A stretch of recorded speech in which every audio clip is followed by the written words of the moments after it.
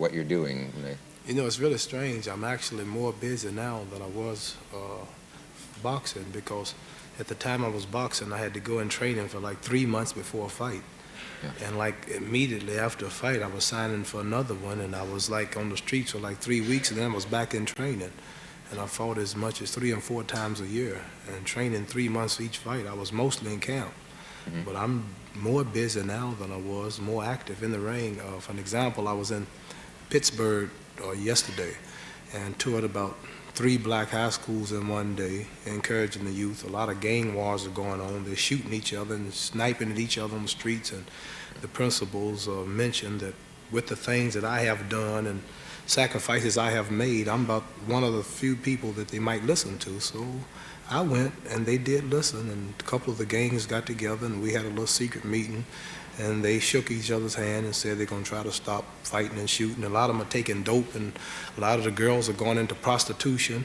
And we went to the schools, we talked with the various groups, and we had a good time. And I'm on a college tour also, and my agent, Richard Fulton here in New York, says that look like we're going to be booked for another 2 years in the colleges.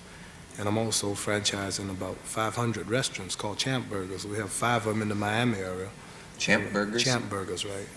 And we're negotiating on about 10 more buildings in Georgia, and we're coming up here and all over the country. And also, Random House will be coming out soon with my life autobiography, about 4 more months. So I stay pretty busy. That's pretty good. Is there any how do you stand now with the possibility of going to jail? Oh, I don't know. I'm just waiting any day now. Do you think about Do you think about that, though? Do you ever think what you'll do if you Well, yes, go? you think about it at nights when you're in the bed. You think about, you know, if I went this way, what could have happened if I went this way, and I've figured it all out.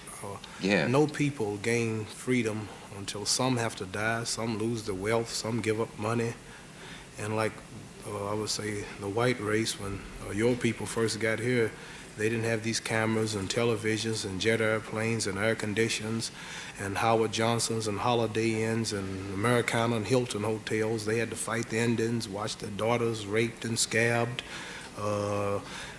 Took 6 months to go from here to Los Angeles. Now you can do it in 3.5 hours. But nevertheless, they kept fighting and cutting down the trees. And they didn't see this, but they made a way for the present whites to rule. And the Japanese in World War II, they had these flights called suicide missions. They knew they would die, but they ran that plane, right? His life meant nothing when it came to the freedom of his daughter, his son, the future of his nation. And I would say, like the astronauts, 3 white astronauts almost got stranded in space, and their wives are waiting, and the children were worried because they could have been out there now, still in orbit. Yeah. But for the progress of white America in space, 8 astronauts died on the ground, and 3 almost not got back. But whenever people want to really make progress, some have to sacrifice a lot. And I like to say, white America right now is spending $30 million a day in Asia. Black and white boys are dying unjustly for nothing just to free somebody else.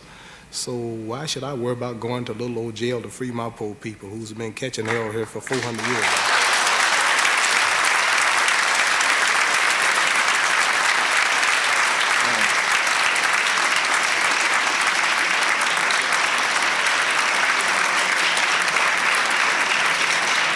It's kind of hard. It's kind of hard to put a black. Are you asking me for an answer to that? It's kind of hard to put a black man or any black person in this country in jail, because if you ask the average one, we're already in jail. You know, we've been in jail 400 years. How does the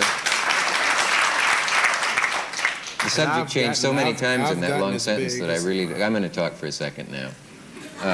That I really don't know how that connects with Howard Johnson's and everything, but.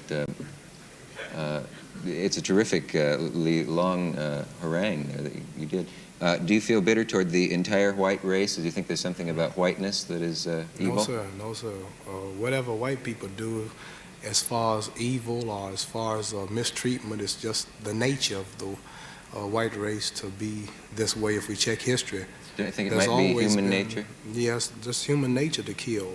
If white people, human nature, not I watch just white television. If there's not a movie of white people shooting white people in shootouts and cowboy pictures, they're shooting Indians. If they're not shooting Indians, they shoot Negroes. If they're not doing that, they're shooting reindeers or elephants or killing something. Just got to shoot. The system is built on war. Now, let me ask you this. Do you think if it had happened the other way around, for some reason in what's the word, evolution, if the genes and the pigments had happened to work some other way, and if the nation of Africa, if the continent of Africa had developed the kind of civilization that ours has, is it possible that what I'm trying to say is there something intrinsically, I know this is part of the Muslim point, I assume, the black Muslim point, that there is something intrinsically I'm just talking about history. aggressive about white nature that there isn't about black. No religious point. What I'm telling you is in history books, in your own books about this. I have a book called 100 Years Oh, sure, of I know. Lynching. So I'm not bringing up religion or nothing. This is just a fact that the world knows, you know. But I would say that just the nature, from what I see of darker people, is peace. I say like the Japanese seem to be a peaceful people until somebody else came over.